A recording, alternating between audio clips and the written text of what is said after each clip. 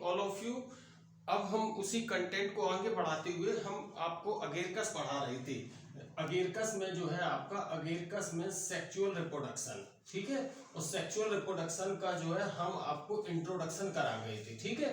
Introduction के बाद हम इसी स्टेप को आगे बढ़ाते हुए एक मैंने प्रोसेस बताया था आपको, सोमेटोगेमी। क्या बोला था? सोमेटोगेमी, ठीक है।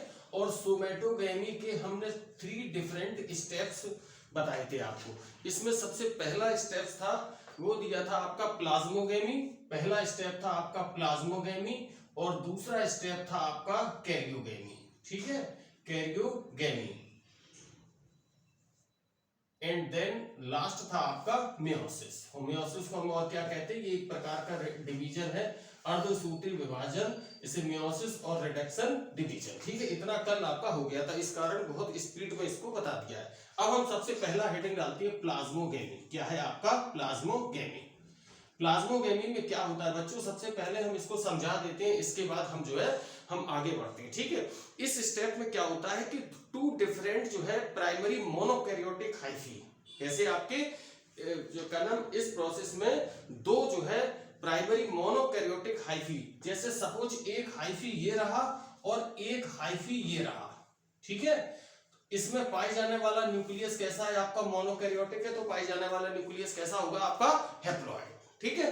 तो इस प्रोसेस में 2 डिफरेंट मोनोकैरियोटिक हाइफी एक दूसरे के बिल्कुल नियरेस्ट अराइवल हमने फिगर में दिखाई है, ठीक है। और इनके संपर्क स्थान पर जिस जगह के टच कर रहे हैं तो ये इनकी पार्शियल वाल है, ये क्या हो गई आपकी? डिसएपियर, ठीक है। तो अगर आपको फिगर में ये चीज दिख रही होगी कि ये दोनों जो है क्या हो गया आपका? एक सेल के अंदर जो है आपके दोनों न्यूक्लियस आ गए, तो ये स्ट्रक्चर आपकी कहलाती है डाइकैरियोन। क्या कहलाती है बच्चों? डाइकैरियोन, ठीक है। अब देखिए जरा, ये बेसिक डिफरेंस है। अक्सर बच्चे यही कंफ्यूज होते हैं कि डाइकैरियोन में टोटल नंबर ऑफ न्यूक्लियस एक सेल के अंदर 2 होते हैं, और अगर ये डिप्लॉयड हो जाएगा तो नंबर ऑफ न्यूक्लियस कितना हो जाएगा आपका? 1, ठीक है। तो क्या तैयार हो गया आपका? डाइकैरियोन। और डाइकैरियोन जैसे ही बन जाता है इसके बाद इसमें सक्सेसिव डिवीजन होते हैं। क्या होते हैं? Successive division. इसमें सक्सेसिव डिवीजन, और इन सक्सेसिव डिवीजन के बाद जो है क्या होता है? इन डिवीजन होने के बाद बच्चों क्या होता है? सक्सेसिव डिवीजन के बाद जो है डाइकैरियोटिक हाइफी डेवलप होती है। कैसी डेवलप होती है आपकी? Dikaryotic hyphae. डाइकैरियोटिक हाइफी क्या होती है आपके? डेवलप। मतलब इनमें क्या हुआ कि इनमें सक्सेसिव डिवीजन हुआ, इसमें जो है क्या हुआ आपका? सक्सेसिव डिवीजन, जो सेल फ्यूज हो गई है या डाइकैरियोन की सेल है उसने सक्सेसिव डिवीजन किए, एंड देन जो है डाइकैरियोटिक हाइफी क्या की आपके? डेवलप की। और डाइकैरियोटिक हाइफी डेवलप के समय जो है क्या होता है कि इसमें पाई जाने वाली, जैसे एक सेल के अंदर टोटल नंबर ऑफ न्यूक्लियस है, ठीक है। वी कैन सपोज अगर ये आपका प्लस का है और ये कैसा है आपका? माइनस का, तो दोनों अपनी सेल में विभाजन स्टार्ट करेंगे, तो प्लस वाला प्लस का बनाएगा, माइनस वाला माइनस का। तो यानी कि बनने वाले जो न्यूक्लियस होंगे वो कैसे होंगे आपके? बनने वाले न्यूक्लियस प्लस और माइनस स्ट्रैंड के, ठीक है, और प्लस और माइनस। और इसमें बाद इन न्यूक्लियस में जो डिवीजन होगा जिसके फलस्वरूप दूसरे न्यूक्लियस तैयार हो रहे हैं, वो प्रोसेस है सेल डिवीजन की, वो कहला रही है आपकी क्लैंप कनेक्शन। क्या कहला रही है आपकी?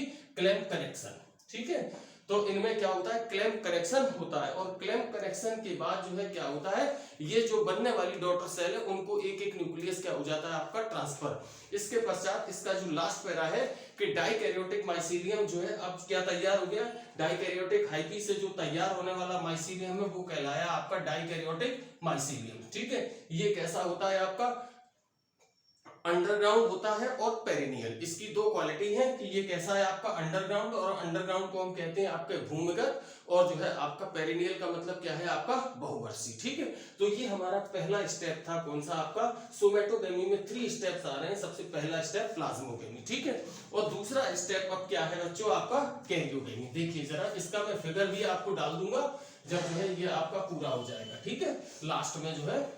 तो अब दूसरा प्रोसेस है क्या है आपका? कैरियोगेमी।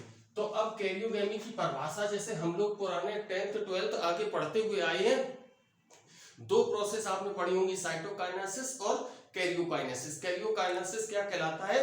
न्यूक्लियस के संपूर्ण डिवीजन को हम क्या कहते हैं? आपके कैरियोकाइनेसिस। अब हम यहाँ पे हमारा क्या टाइटल है आपका? कैरियोगेमी। तो इस प्रोसेस में क्या होता है कि हमारे पास जो सेल मिली हुई है वो कैसी आपकी? डाइकैरियन मिला हुआ है। क्या मिला हुआ है? डाइकैरियन। ठीक है, तो इस स्टेप में कैरियोगेमी हम लिखेंगे डाइकैरियन के दोनों न्यूक्लियस क्या होते हैं? आपके फ्यूज हो जाते हैं। कैसे हो जाते हैं? आपके फ्यूज। जैसे वी कैन सपोज ये हमने फिगर लिया हुआ है, तो ये क्या है आपका? डाइकैरियन। एक सेल के अंदर दोनों न्यूक्लियस हैं और क्या हो गया आपके अगले स्टेप में? ये क्या हो गया? आपके फ्यूज। तो ये है आपका डाइकैरियन। और जब इस प्रोसेस में कैरियोगेमी होने के बाद इनके दोनों न्यूक्लियस क्या हो गए? आपके फ्यूज। फ्यूज होने के बाद जो बनने वाला न्यूक्लियस है वो कैसा है आपका? डिप्लॉयड है। कैसा है आपका? डिप्लॉयड है। ठीक है, और डिप्लॉयड और जो है आपके डिप्लॉयड न्यूक्लियस बनता है। और कैरियोगेमी की जो प्रक्रिया है वो यंग बेसिडियम में होती है। किसमें होती है? आपकी यंग बेसिडियम में। ठीक है, कैरियोगेमी की प्रक्रिया कहाँ होती है? आपकी यंग बेसिडियम में। अब देखिए जरा, हमारा तीसरा स्टेप है आपका मियोसिस और रिडक्शन डिवीजन। ठीक है, मियोसिस में क्या होता है कि अब बच्चों इसमें क्या होता है कि जैसे ही जो है आपके न्यूक्लियर फ्यूजन हुआ, न्यूक्लियर फ्यूजन के बाद बनने वाला जो न्यूक्लियस है उसका नेचर कैसा है? डिप्लॉयड। तो डिप्लॉयड न्यूक्लियस में रिडक्शन डिवीजन जब एप्लीकेबल हो जाएगा तो उसका नेचर कैसा हो जाएगा? मियोसिस की परिभाषा ही कहती है a process by means of which the double number of chromosome is reduced to its half number. तो जब डिप्लॉयड है तो कैसा हो जाएगा आपका? हैप्लॉयड। तो यानी कि बेसिडियम में बेसिडियम में जो न्यूक्लियस बनेंगे वो कैसे नेचर के होंगे? आपके हैप्लॉयड। और बेसिडियम से क्या बनेगा? जो बनने वाले स्पोर होंगे वो कहलाएंगे आपके बेसिडियो स्पोर। तो बनने वाले जो बेसिडियो स्पोर होंगे वो कैसे नेचर के होंगे? आपके हैप्लॉयड। ठीक है, this is all about the all process, plasmogamy, karyogamy and then meiosis. अब जो हमारा कल का कंटेंट रहेगा कि जो अब डेवलपमेंट ऑफ बेसिडियम, इसके बाद बेसिडियोकार्प का development of basidiocarp and then जो है आपका स्ट्रक्चर ऑफ बेसिडियोकार्प। और नेक्स्ट टाइटल रहेगा क्या नाम आपका? और इस ये दो टाइटल और तीसरा स्ट्रक्चर ऑफ जो है इंटरनल स्ट्रक्चर ऑफ बेसिडियोकार्प। ठीक है, ये मैं कल के कंटेंट में डालूंगा।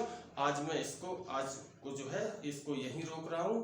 Thank you, best of luck all of you.